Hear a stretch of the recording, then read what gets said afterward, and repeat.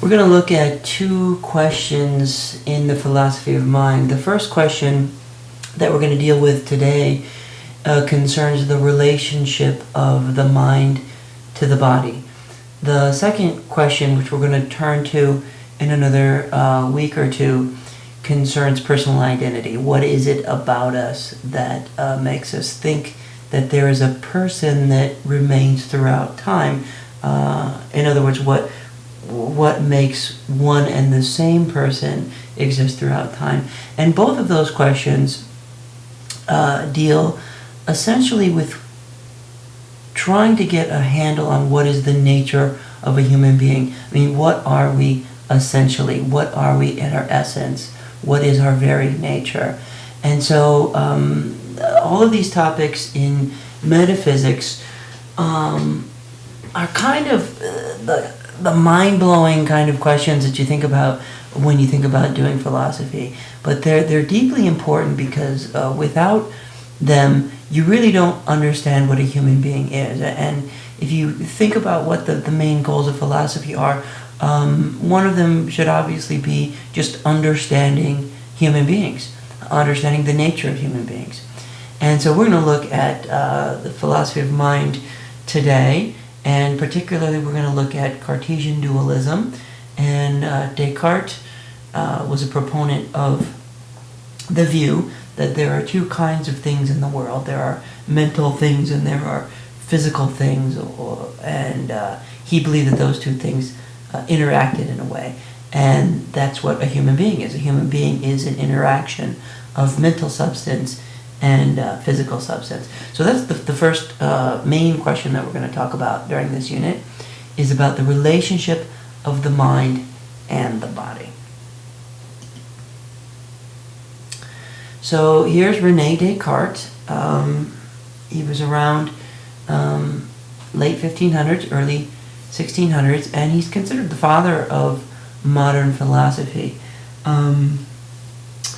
He comes around right after the Renaissance, and a lot of things had sort of blown up during the Renaissance, as you guys know. Advances in science as well as developments in religion and in art. And Descartes was, of course, enthralled with all of these changes. And what he wanted to do is develop a kind of philosophical method that would use the same kind of rigor and discipline that you find in the hard sciences, in something like a geometry. And he wanted to use that same kind of rigor and apply it to philosophical questions. Descartes, of course, is also famous in algebra, so you probably already learned about Descartes in your math classes. And today we're going to look specifically at some of the things he had to say philosophically. So, looking at the developments that he had seen in science, where Copernicus gives rise to Kepler and then Galileo, they were all figuring out the mechanics of the stars and the planets and how all that stuff worked. Harvey was figuring out the circulation of the blood. Gilbert was figuring out things about magnetism, which then gives rise to Newtonian physics. In religion, you've got Luther and Calvin making these, dramatic kind of developments in sort of rebelling against the Catholic Church. In art, you've got Leonardo da Vinci doing his wonderful work. And in particular, Descartes was impressed with the certainty and precision of mathematics. And in fact, he invented coordinate geometry.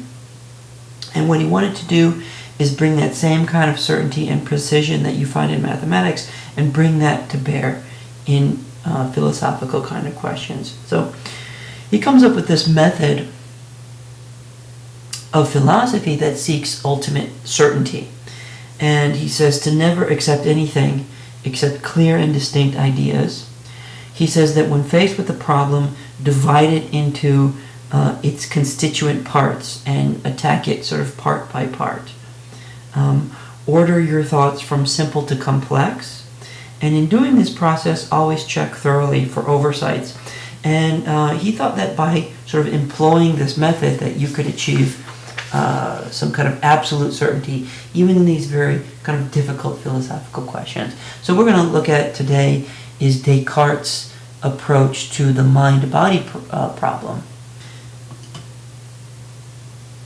And Descartes advocates a type of dualism, and this type of dualism then was advocated so well by Descartes that they named it after him. So Cartesian is the adjective form of the name Descartes, and so Cartesian dualism is a particular approach to the mind-body problem which says this, that ultimately the universe is composed of two different substances. There are mental substances and there are physical substances. The essence of a mental substance is thinking or consciousness, and the essence of a physical substance is extension, and that's just a fancy word that means basically volume. And so Descartes says that the universe is composed of two kinds of stuff. There's mental stuff, and then there's physical stuff, right? And the physical stuff is what we're sort of familiar with in our day-to-day lives. You know, trees and water and rocks and buildings and bricks and chairs and tables and walls and roofs and, you know, bicycles and cars and, you know, all that stuff is made out of stuff, right? You can grab it, you can touch it, you can feel it, you can smash it together. But mental stuff is not like that. Mental stuff is the stuff of thought. It's the stuff of consciousness. And that stuff you can't sort of grab, you can't hold on to, but it's stuff nonetheless. Right, so it's a kind of immaterial stuff. So Descartes thought that there was material stuff, or physical stuff, and there's mental stuff, or immaterial stuff. And he believes that these two kinds of stuff work together. They interact with each other. So Cartesian dualism is also called interactionism because he believes that, you know, minds and bodies work together. They interact with each other. They're causally linked, so that things that happen mentally cause things to happen physically, and things that happen physically also cause things to happen mentally. Now, dualism is not the only way to approach the mind-body problem. Another way to approach it is to be a monist, right? Monists believe there's only one kind of stuff in the universe, and we will look at some versions of monism later on. So today we're going to look at the view of dualism, that there's two kinds of stuff, mental stuff and physical stuff. So most people walking around, whether they know it or not, are some kind of dualists, and typically they will be Cartesian dualism. They'll be Cartesian dualists, right? So implicitly, people tend to hold the view that Descartes held. They just don't really realize that their common sense view of the universe comes from Descartes. So what are some of the reasons why people tend to be Cartesian? The first thing about Cartesian dualism that makes it so plausible is that it kind of fits well with these obvious philosophical facts.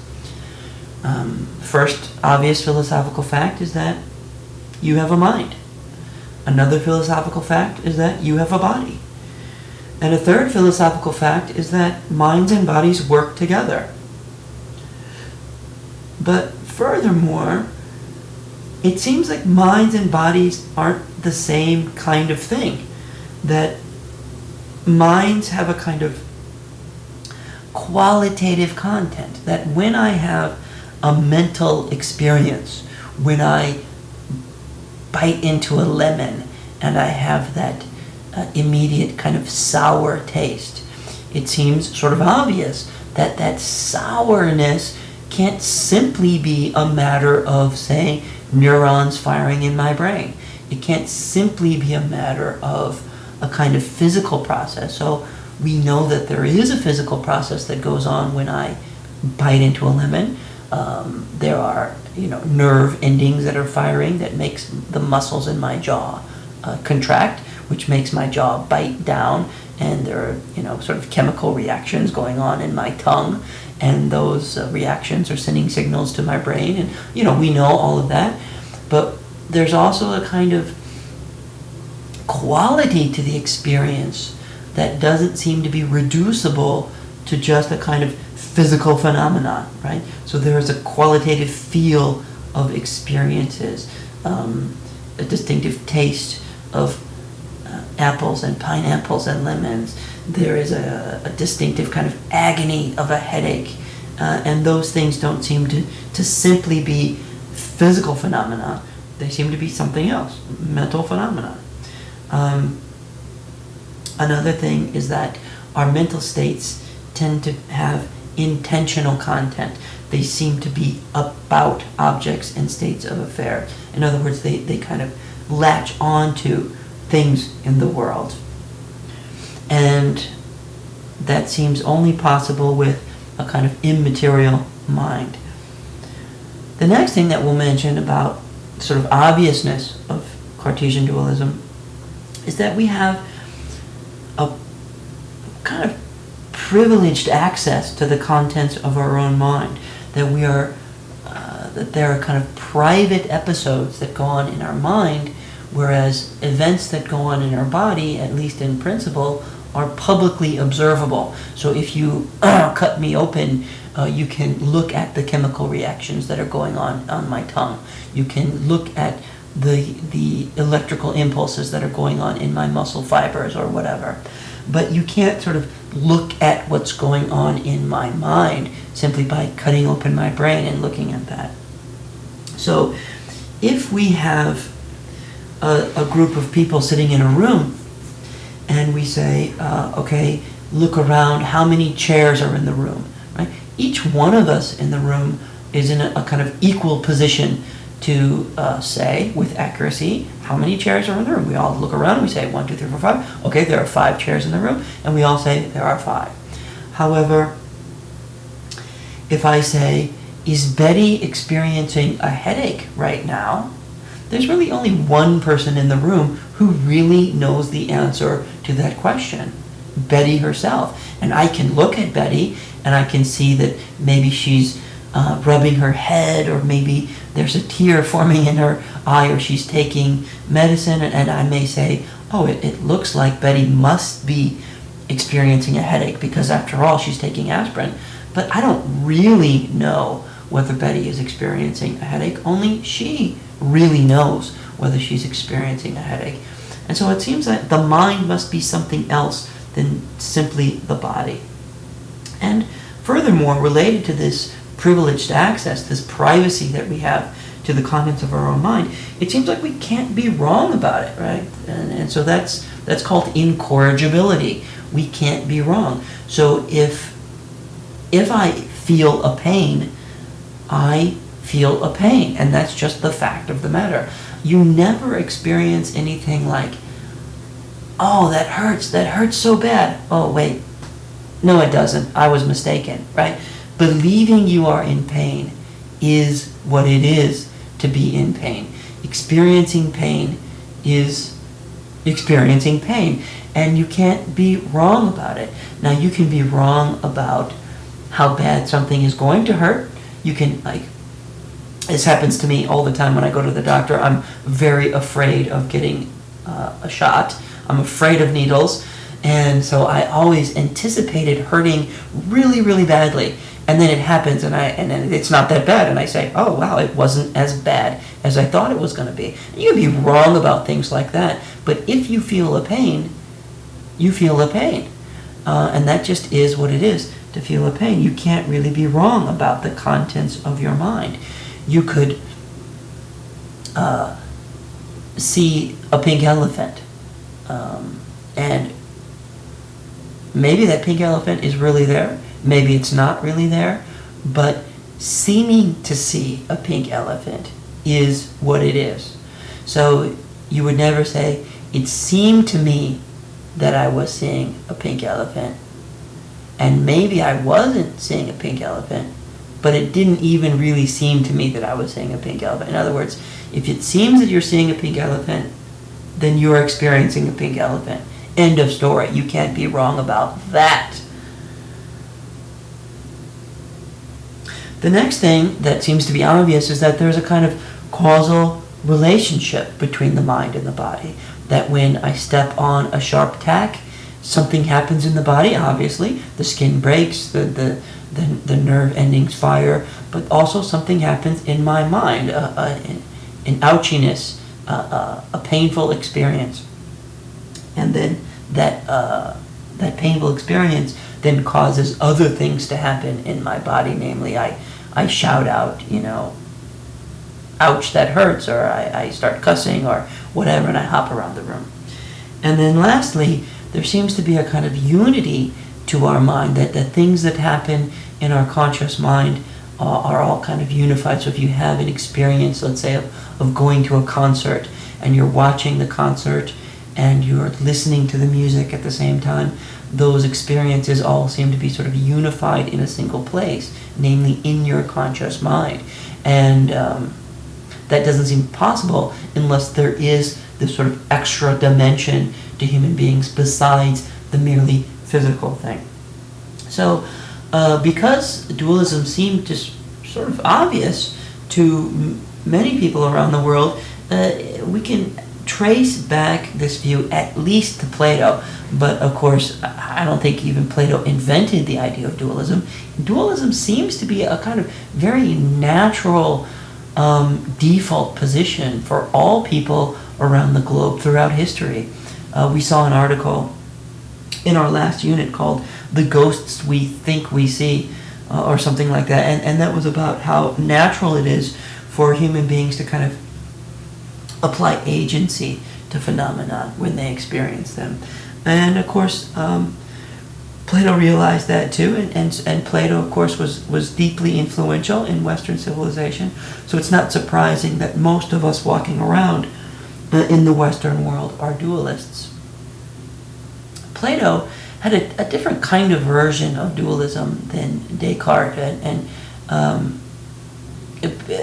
we can read about Plato a little bit more in our Chaffee textbook, but the short kind of story is that Plato believed in this theory of the forms, which is this kind of world of perfection, and we can kind of tap into that world with our minds. And that's not something that just our body can do, but that we need a kind of immaterial mind to tap into that. And then lastly, the plausibility of Cartesian dualism is really reinforced then with our typical Judeo-Christian worldview. The worldview that says that what I am essentially is an immaterial soul. The soul is me. The soul kind of houses my essence. It houses my personality. And the soul is the thing that continues to live when my body disintegrates, right? When my body dies, I don't really die, as long as my soul continues to go on, and it's a kind of immaterial thing that can float up to heaven, and it really exists, and it's a different kind of sphere of existence, and it's not matter, it's not stuff, but nevertheless my mind kind of continues to live up there in heaven as long as I am a good little boy and all that kind of stuff. I get to go to heaven, and so the idea that I have this kind of dual aspect to myself, I have my physical stuff that kind of houses my soul when my body is alive, but that essentially my soul is what I really am, and that part of me can float away later. That seems to fit very well, sort of obviously, with the Judeo-Christian worldview. And so whether or not you're explicitly kind of a proponent of the Judeo-Christian worldview, most all of us basically are the descendants of Greek philosophers like Plato, Aristotle, and Socrates. And so because they were dualists, it seems very natural also for us to be dualists, just because we grew up in the Western civilization. Of course, it's not just in the West that people are dualists. There is, of course, another sort of type of dualism that's common in the East as well. And you can learn more about that if you take, for instance, Eastern philosophy, which is offered every spring semester at MCC. So most people walking around are dualists because it just sort of fits very well with these obvious philosophical facts about how the mind and body just clearly have to be different kinds of things, but also clearly they have to work together somehow. Okay. Well, Descartes, as a good philosopher, didn't just assert dualism. Of course, he argued for dualism. He didn't just take it to be commonsensical. He said, well, if I want to be a dualist, I have to convince myself that I should be a dualist. I have to convince you to be a dualist. And so I'm going to advance arguments in favor of my brand of dualism, Cartesian dualism. And the two arguments that we're going to look at today are called, first, the doubt argument, and secondly, the divisibility argument. Descartes has these other arguments that you can kind of find, but the doubt argument and the divisibility argument are probably his two best arguments and his two most well-known arguments. And so we're going to see those arguments today and critically assess them and see whether or not we think they ultimately work. We're going to start with the doubt argument, and just by way of preliminaries, we've all heard the famous quote, "I think, therefore I am." Some people don't realize that that comes from Descartes. Yep, he was the author of that quote. And secondly, most people don't quite realize what he meant by that. So I'll spend a little bit of time just kind of explaining that quote because it fits into the doubt argument. Descartes, when he started doing philosophy, he wanted to come up with this sort of epistemological method of certainty. Right? Epistemology is the branch of philosophy that deals with knowledge. And so he said he wanted to come up with a method to establish certainty. And he kind of looked around at all of the things that he was taught growing up and all the things that he believed, and he said, you know what, a lot of the things that I was taught to believe ended up to be wrong. And so I'm sure that I must have some beliefs in my mind that are false. Of course, the problem is, which ones, right? I mean, if you believe something, by definition, you believe it to be true, right? So there's a kind of paradox where everyone kind of has to admit to themselves that there are some things that they believe that are probably false, except identifying something that you believe that is false is impossible, because if you already believe that it was false, well then you wouldn't believe it anymore, right? So he says, well, geez, I don't really know how to examine all my beliefs one by one and see which one of these is probably false. So what I'm going to do is throw them all out, right? So I'm going to start with universal doubt. I'm going to doubt everything. Right? I'm going to doubt even the most sort of obvious things. Well, where does that leave me? Well, Descartes says, there's one thing that I'm not able to doubt, namely that there is doubting going on, right? So Descartes pictures himself, sitting at his desk, and he says, well, here I am, I'm writing this philosophical essay, and I'm sitting at this desk, and I have some wax in my hand and a pen in my hand, and there's paper sitting in front of me, and it seems sort of obvious that here I am at my desk, but after all, maybe I'm dreaming. I've had experiences in my life where I think I'm at my desk, and I think I have paper in front of me, and I think I'm thinking about some philosophical kind of problem, and then lo and behold, I wake up, and there I am in bed, and the whole thing was sort of a dream. And then I say, oh, okay, that was just a dream. I wasn't really at my desk. I was just tricked into thinking that I was at my desk. So what Descartes did hundreds of years before the fact is he came up with the matrix idea. In the matrix, as you guys know, everybody exists in this sort of pod, and everyone is hooked up to this computer, and the computer generates all of these experiences that aren't really real. And Descartes says, yeah, maybe we're all just hooked up to some computer program that's making us experience lots of things, but it's not really real. Now, of course, Descartes didn't know about computers, but he had this idea of a kind of evil demon that played the same role as the computer in the Matrix, where the evil demon basically puts us under a spell, and so that all of our conscious experiences are a kind of trick. And Descartes goes one step further than the Matrix, because in the Matrix, at least, our bodies are in these pods that are then, hooked up to the computer. And Descartes says, well, maybe I don't even have a body. I mean, here I am, and I'm looking at my hands, and my hands are in front of me, but maybe that's part of the dream too. And so he says, well, there's one thing that I cannot doubt. I mean, even if I'm being tricked by this evil demon, I can't doubt that there is some doubting going on, right? So I don't know whether the desk exists. I don't know whether the paper exists. I don't know whether the pen exists. I don't know if my hand exists. But I know that I exist because here I am thinking. I'm thinking to myself, hey, maybe my pen doesn't really exist. Well, that proves to me immediately that there is at least something there that's thinking. So as a thinking thing, I must exist. So insofar as I doubt, there is doubting going on. Insofar as there is doubting going on, there is a type of thinking going on. And so insofar as that, then there is some conscious being that is there. And so Descartes says, cogito ergo sum, which is just a fancy Latin way of saying, I think, therefore I am. So the one thing that Descartes establishes with absolute certainty from the very beginning is that a thinking thing must exist as a thinking thing.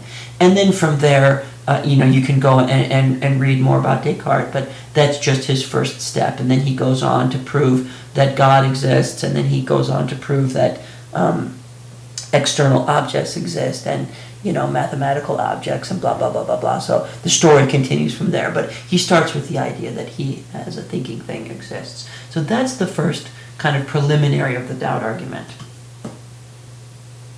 The second preliminary of the doubt argument refers to something that's called Leibniz's law. Leibniz was another philosopher who actually, came after Descartes, but he developed this idea that actually was already kind of implicit in what Descartes was saying. And Leibniz's law has two parts. The first part is called the principle of the indiscernibility of identicals. And the principle of the indiscernibility of identicals goes like this. If two things are identical, namely, if they're one and the same, numerically one and the same, then they have exactly the same properties. Okay, so if I bring my calculator to class on Monday, and then I bring a calculator to class on Wednesday, and you are asking yourself, does Seitz have two calculators? And he brought one of them on Monday, and he brought another one of them on Wednesday? Or does he have only one calculator, and he brought the one and the same calculator with him on Monday, he brought it again on Wednesday? You would say, well, how would I know that? Well, if it's the same calculator on both days, then it has exactly the same properties. Right? There's another side to Leibniz's law, which is called the principle of the identity of indiscernibles, which says if two things have exactly the same properties, then they are identical. Now, this second part of Leibniz's law is more kind of controversial. Not everyone agrees with the second part of Leibniz's law. But that's okay, because Descartes only needs the first part. Right? So Descartes is going to use this first principle, the principle of the indiscernibility of identicals, to make his argument work. Okay, so now let's look at the argument proper. the doubt argument. Premise 1 says, I can doubt that my body exists. Okay, so remember that cogito ergo sum point that Descartes made previously. He says, look, I don't know whether I really am sitting at a table. I don't know if there really is a table. But for all that, I don't even know that my hands exist, that my arms exist, that my legs exist, that my body exists. I mean, I might just be a mind. You can at least doubt that your body exists. So, in other words, take the matrix example and go one step further. So, we're not just bodies in pods hooked up to a computer. We're just nothing at all. I mean, there's just no physical thing at all.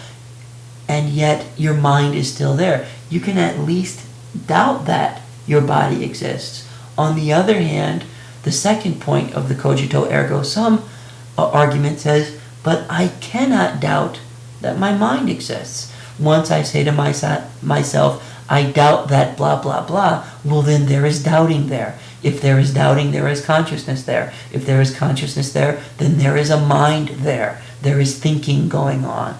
So as a thinking thing, you cannot doubt your own existence, but you can doubt your bodily existence.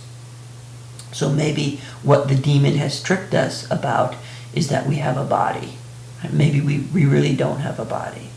And so then we use that first principle from Leibniz, the indiscernibility of identicals, for the third premise. And it says, well, okay, if two things are identical, then they have exactly the same properties. Okay? So what Descartes is saying is, okay, let's ask ourselves whether or not my mind could simply be my body. I mean, in other words, is my mind simply my brain? Right? And he says, no, my mind has to be something other than my brain, because I can doubt that my body exists. In other words, I can doubt that my brain exists, but I can't doubt that my mind exists. And so there are two different properties. Right? My mind is not doubtable, but my body or my brain is doubtable. Right? So therefore, the conclusion that follows from 1, 2, and 3, I, a thinking thing, cannot be identical with my body. In other words, my mind can't simply be any bit of my body. Right? I mean, the best candidate, as we know for today, would be the brain. And Descartes says, no, I can't be simply a brain. I have to be something over and above that. Because I can doubt that my brain exists, but I cannot doubt that my mind exists. And if my mind just were my brain, they would have exactly the same properties, but they don't. Okay, so that's the argument, the doubt argument. Let's then turn to some criticisms. Both of these criticisms kind of attack that third premise, namely Leibniz's principle there about how if two things are identical, then they must have the same properties. The Oedipus example goes like this. Well, we all know the story of Oedipus. Well, if you don't know it, you should take a class in Greek tragedy. And the classic Greek tragedy, Oedipus Rex, goes like this. Very famous story. When Oedipus was born, he was born a prince. He was born to a king. And then there was an oracle that said that this son will take over the kingdom and kill the king. And the king says, oh my God, I can't have any of this. And he believed the oracle, and he sent Oedipus off and, floated him down a river or something like this. I don't remember the details of the story. And then, of course, Oedipus, through fate, of course, comes back later as a grown-up, and he stumbles upon the kingdom, and he meets somebody named Jocasta. He falls in love with Jocasta, and he marries her, and he kills Jocasta's husband, and he takes over the kingdom, and he becomes throne, and lo and behold, what he doesn't know all along is that Jocasta is his mother. Oh my God. And so then he plucks out his eyeballs and commits suicide, and it ends like Greek tragedies always end. Well, they end in tragedy. So, okay, the point is not to review the Oedipus Rex story, but to just make a point about Leibniz's principle, right? So if you take Jocasta and you say, Jocasta is identical to Oedipus's mom, right? Oedipus's mom is Jocasta. They're one and the same person, right? So because they're one and the same people, they must have the same properties. Except Jocasta seems to have a property that Oedipus's mom does not have. Namely that Oedipus desires Jocasta. He desires to marry Jocasta, but if you ask Oedipus, do you desire to marry your mom? He'll say, no, I don't. Of course not. Of course I don't desire to marry my mom. Right? And yet, nevertheless, Jocasta is Oedipus's mom. And so I think what this shows us is that, just looked at from a different way, one and the same thing can sort of seem to have different properties, but that doesn't mean that there really are two things that you're looking at. Right? And so the example then, to apply it to the mind-body problem, would say, well, it seems like your mind has certain properties, and it seems like your body or your brain has certain properties, but that doesn't thereby show that your mind and your body must be two different things. Maybe you just don't realize that they're one and the same. The second example, the second sort of counter-example to the doubt argument goes like this. Okay, hold up your hand. Hold up your hand and now make a fist. Examine the fist compared to the hand. There are some things that you can say about the fist that are not true about the hand. The fist has some properties that the fist has some properties that the hand doesn't have.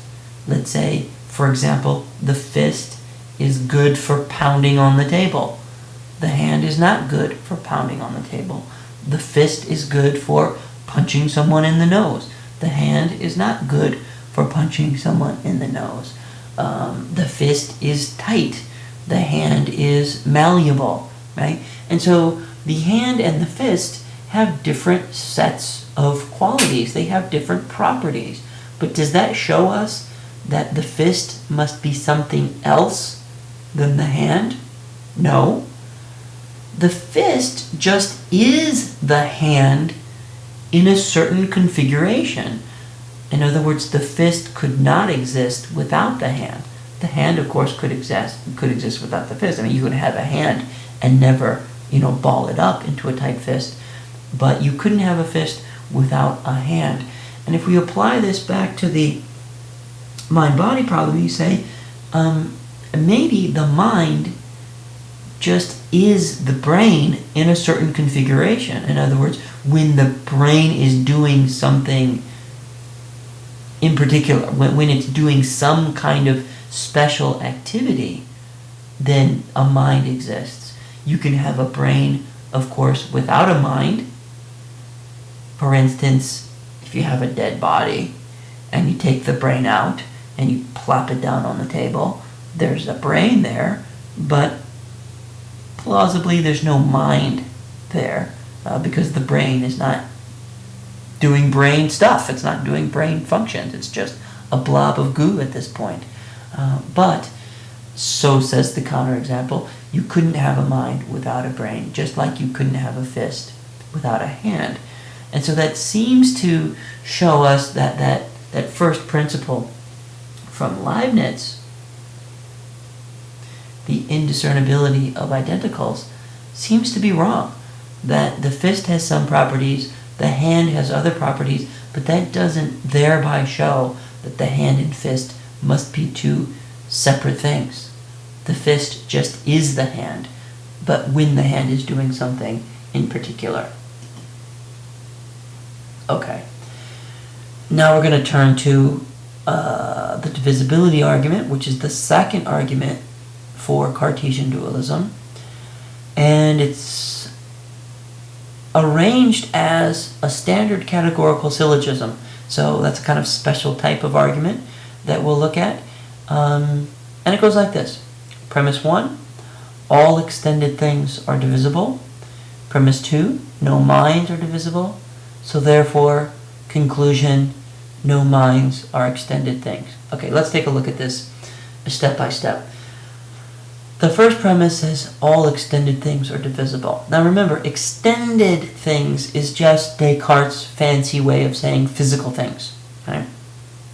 So if you take anything that you can find in the physical world, at least in principle, you can break it up. Right? So if you take a rock, you can pound on it until it breaks into two, and then you've got two rocks. You can pound on each one of those parts, and then you can break them into four rocks, and then you can just sort of just keep pounding into smaller and smaller bits of dust until, you get down to the molecular level or something. I mean, Descartes wouldn't have understood molecules the way that we understand them today, but, at least in principle, you can keep breaking everything down into smaller and smaller bits.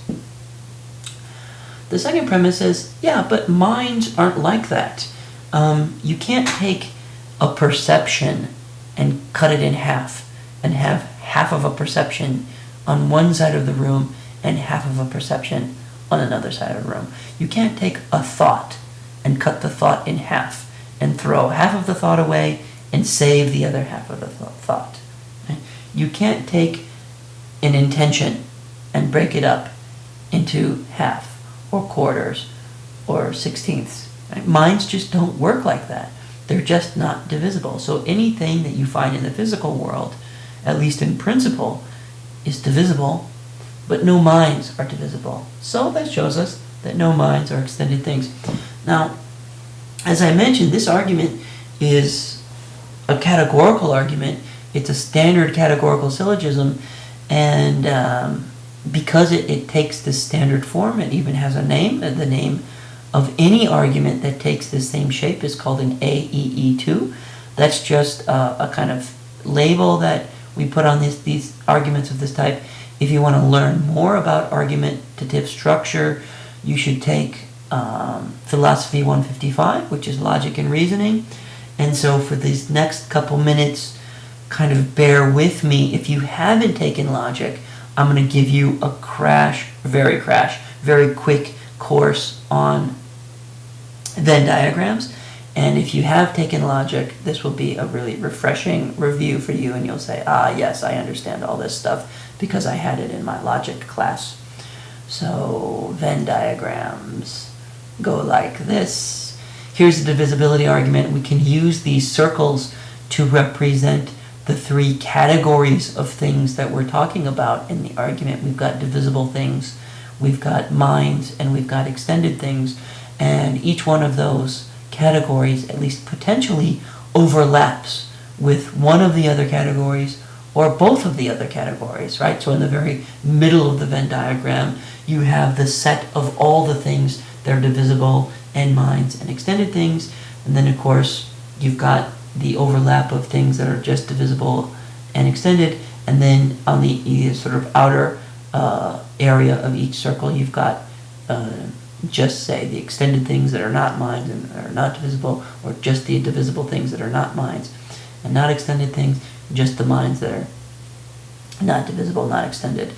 And so what we can do is we can take each premise and we can diagram it on our Venn diagram and then see whether or not we can read the conclusion off of our diagram. If we can read the conclusion off of our diagram, it shows us that the argument is valid. And if we can't read the conclusion off of our diagram, it shows us that the argument is invalid, right? So not all categorical syllogisms are valid. The trick of logic, the trick of this Venn diagram, is to try to discern whether or not the argument is valid. And so here's how it works.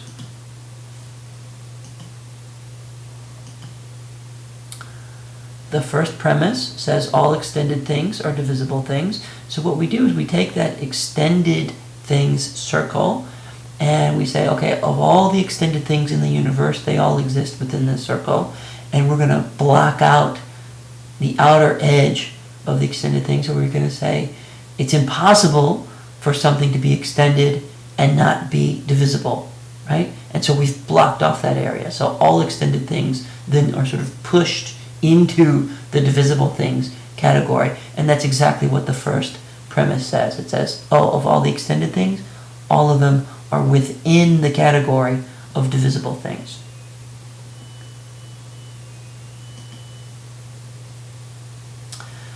The second premise, so we leave the first premise diagrammed, and then we move on to the second premise. And the second premise says no minds are divisible.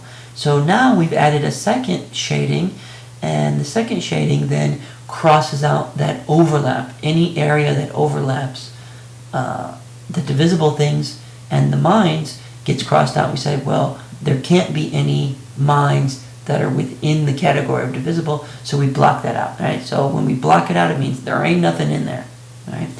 And then that's our diagram.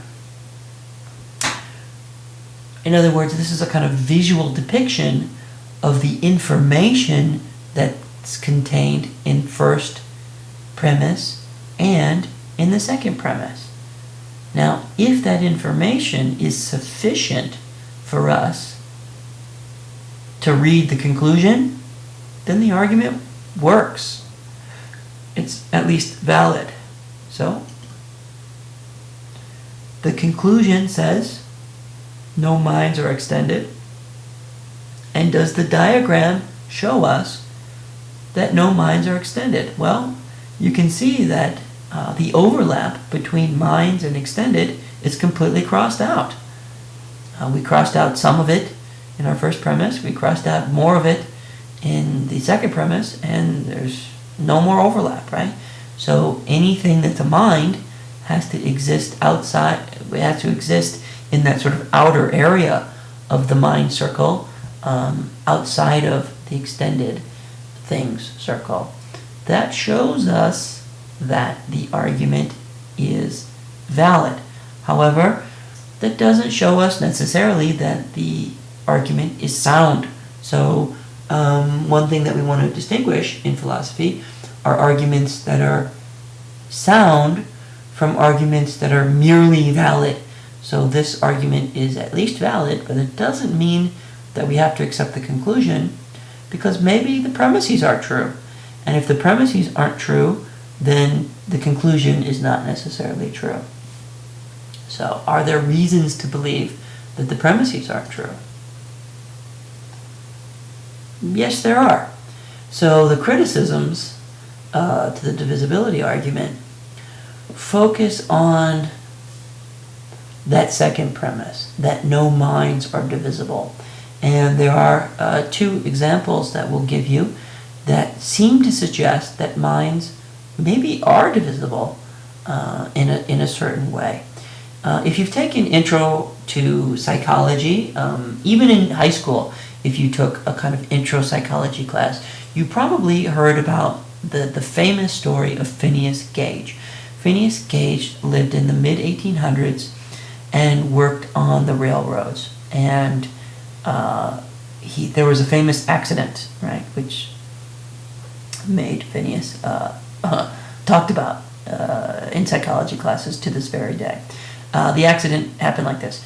He's pounding this railroad spike, and then there's some explosion because, of course, railroad workers have to dynamite their way through mountains and make tunnels and all this kind of business. And so a railroad spike comes rocketing through Phineas Gage's head. It hits his jaw and continues up through his head and flies out the top of his skull, right? So he's got this tunnel that's made through his entire friggin' head, right? And miraculously, he survives, right? The doctor comes up and takes a look at him and sticks his hand and sticks his finger in one hole and sticks his finger in the other hole, and lo and behold, his fingers touch, and no one can believe that Phineas survived this accident, and he seems to be fine. But then, as time goes on, then Phineas sort of really changes in his personality. He becomes very aggressive, and his personality changes, and he becomes very sort of rude to people, and people said that he's sort of like not the same person anymore. And at any rate, the details of the story are really not important. And here's a picture of Phineas's skull preserved for all of history. You can see the hole in the top of his head there. The details, of course, are not really important. What's important is the philosophical point that the story seems to make, which is that it seems that if you, say, drill a hole in your brain, then, not surprisingly, you do perhaps drill a hole in your mind. That there are bits of your mind that are literally cut out if there are bits of your brain that are cut out, right? And if you start scooping out brain, then you do scoop out things like memories. You scoop out things like perceptions. And it seems to show that, well, the mind is maybe divisible. That you really can't have a mind without an intact brain. The second example deals with the corpus callosum. The corpus callosum is this bundle of fibers, this bundle of nerves that connects the two hemispheres of your brain. So as you guys know, the brain has kind of two halves, and the two halves each sort of do their own kind of thing. That the left brain controls the right hemisphere of your body, and vice versa. And you know that if somebody is left-handed, it means that their right brain typically is slightly more dominant, and if somebody is right-handed, then their left brain is slightly more dominant. And so you know this already. Okay. Well, the corpus callosum is this bundle that connects the two hemispheres, and it keeps the two hemispheres like in communication. Right?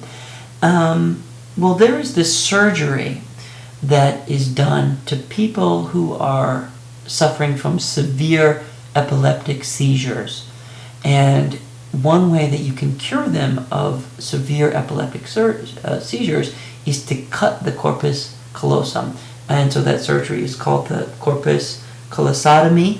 It's just the severing of that bundle of nerves. So basically, you cut the two halves of the brain in half. And when you do this surgery, people recover fine, and they act totally normally, and they go about their day totally like everybody else does, except in these very controlled kind of experimental conditions, you can get some very weird results. Results that seem to suggest that there really are two minds now that exist in one person's head, right? That when you cut the brain in half, it's like you cut one mind and make it two minds. And so I'll instead of telling you about this, I'll just show you a video. So I've got a link that I'll post, so check it out right after this lecture is over. Go and check out the link, and you can see one of these split brain patients, and you can see how he's acting. And at any rate, the point that the criticism is trying to make is that maybe minds are divisible after all. And if that's the case, of course, the argument falls down, because the second premise is not true. So then the conclusion is not necessarily true. Okay, so we've seen two arguments for Cartesian dualism. We've also seen how just Cartesian dualism just sort of seems right. It just sort of seems obvious. It just seems that there has to be something right about it. Just kind of commonsensically. But now we're going to look at some criticisms against the theory. Right? Not just specifically against the arguments for the theory, right? Because we could have just sort of left it at that. We could have said the doubt argument doesn't work and the divisibility argument doesn't work, so therefore Cartesian dualism doesn't work. But these criticisms then go the next step and say, well, there are positive reasons to argue against Cartesian dualism. And of course there is a kind of variety of them. And so we've got 6 arguments here to look at. The first argument against Cartesian dualism is really the most potent. It's the most important.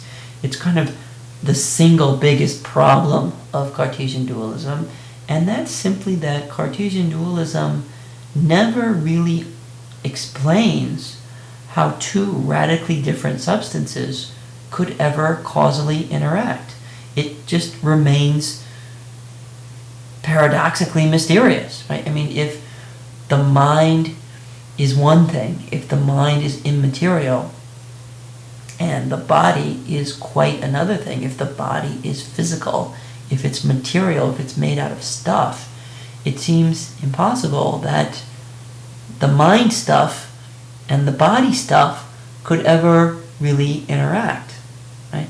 And if they did interact, it seems that it would have to, violate the law of conservation of energy or the law of conservation of momentum. And we don't see that. We don't see the law of conservation of energy ever being violated. So it seems that there is this kind of mystery to Cartesian dualism that never gets fully explained. And so the theory is ultimately unsatisfying and doesn't explain what it's trying to explain. The next problem with dualism is that it seems to just take for granted that minds are free and bodies are determined, right? So one of the characteristics of the physical realm is that everything in the physical realm is subject to physical laws. Laws about, gravity, laws about magnetism, laws about attraction, or whatever. But minds don't work like that.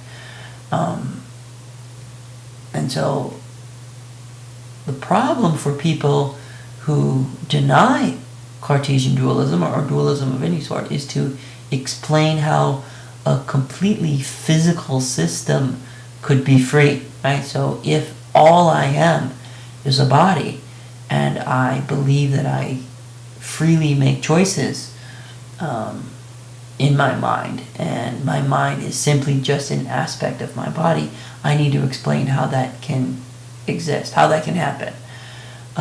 However, the criticism goes like this: yeah, but Cartesian dualism is not off the hook either.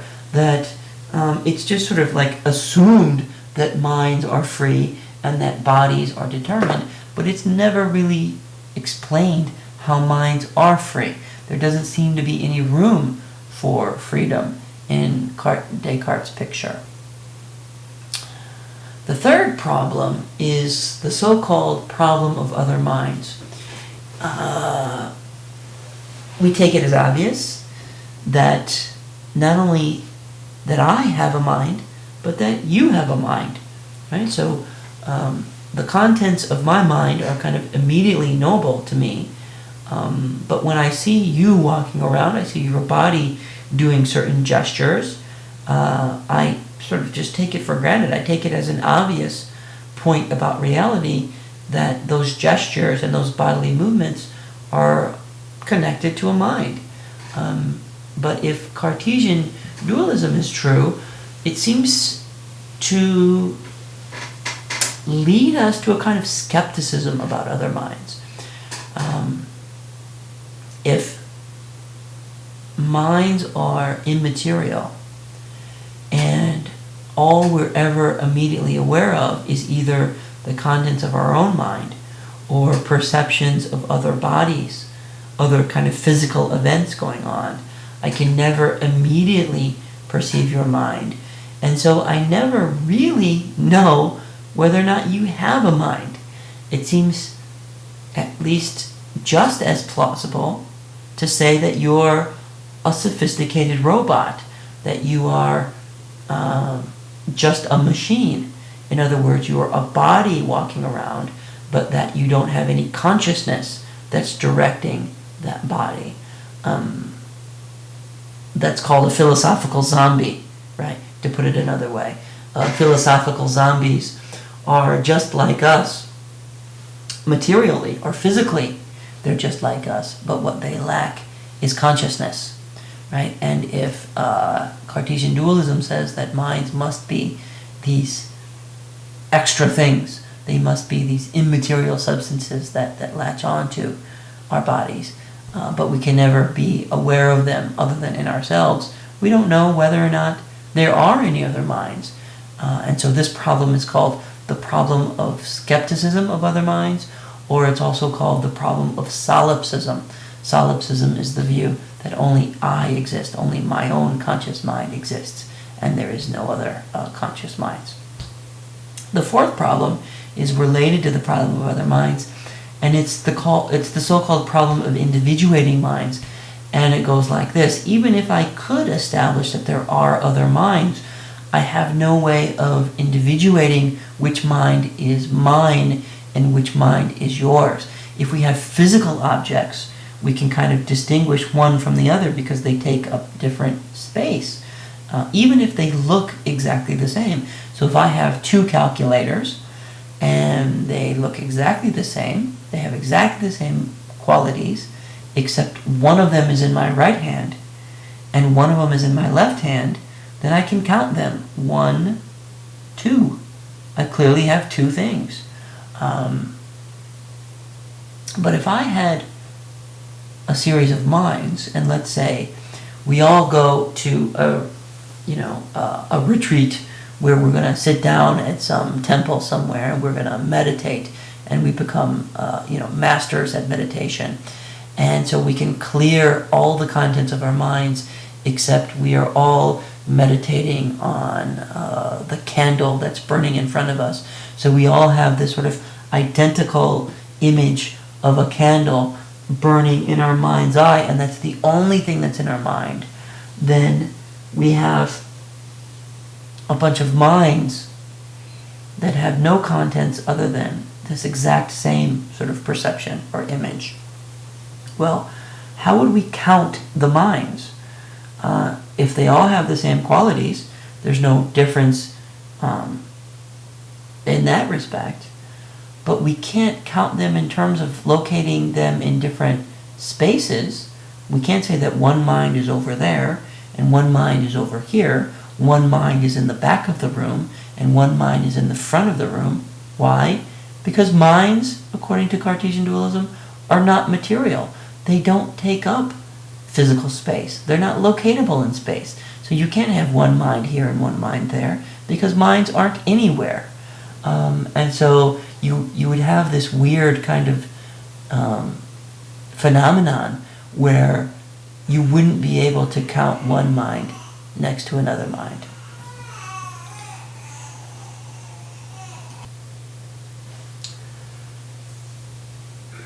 The problem of individuating minds then gives rise to kind of general skepticism about physical reality in general, right? So what this criticism says is that Descartes never fully establishes the existence of physical things, and that it's going to be a problem for him because sort of obviously physical things exist, and if there's sort of difficulty in establishing that, then it shows you that your theory is kind of off on the wrong foot to begin with.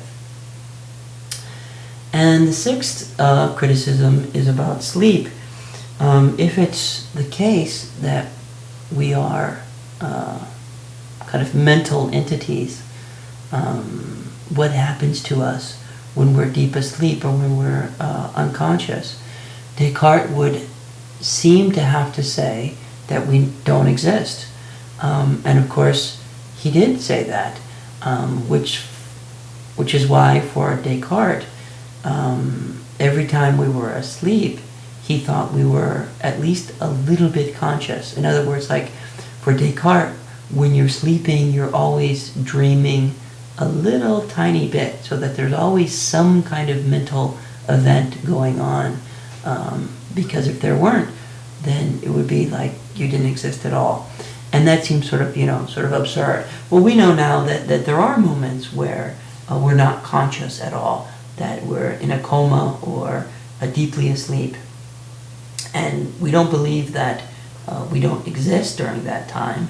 We don't even exist that our mind. We don't even believe that our mind doesn't exist during that time, because our body exists, and our body still has the potential to do all the interesting things that bodies do, in fact, do. Namely, think and perceive and hope and wish and want and dream and whatnot. And so, even if you're not doing it right then, you have the capacity to do it.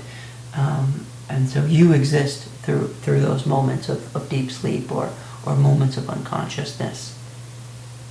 And insofar as Descartes has a hard time explaining that, shows that there's something wrong with his theory. And then the last criticism, which is not on the list, because I don't think it's really a criticism of Cartesian dualism as much as a criticism of Descartes himself, sort of the historical Descartes, is about animals. Descartes believed that animals were simply sophisticated machines, that they were just bodies, that they didn't have a mind, that they didn't have conscious experiences. So when a dog sort of yelps out when you kick it, it's just sort of a physical kind of response, but it's not it's not because of a conscious experience of pain.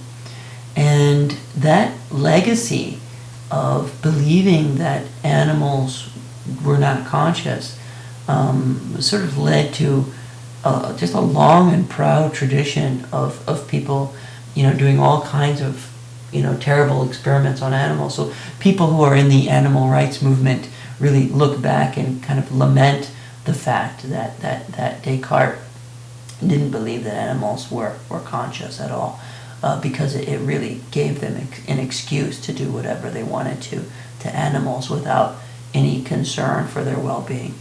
But I don't have it on the list of criticisms because I think it's a kind of, idiosyncratic aspect of Descartes himself. And you could be a Cartesian dualism. In other words, you could believe in Descartes' theory and then just apply it to animals. I mean, you could just say that animals too have immaterial souls or immaterial minds, just like people do. And so you could just sort of update the theory that way. You wouldn't really be faced with the same kind of problem. So it's sort of a problem for Descartes, the historical Descartes, but it's not really a problem for Cartesian dualism as a theory. So it's not included on the list. It's just something that deserves mention. But these other problems really are problems for Cartesian dualism. And the first one is certainly the biggest one and the hardest problem to solve. But the other ones are no walk in the park either.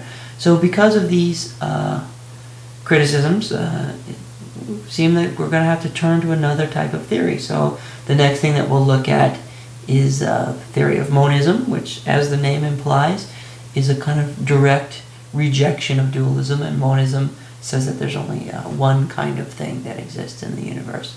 So we'll leave it at there. That's Cartesian dualism, one response to the mind-body problem, and we'll look at other theories as we go. As always, post your complaints, post your questions, post your criticisms, and we'll help you get through it as we go. Have a good week.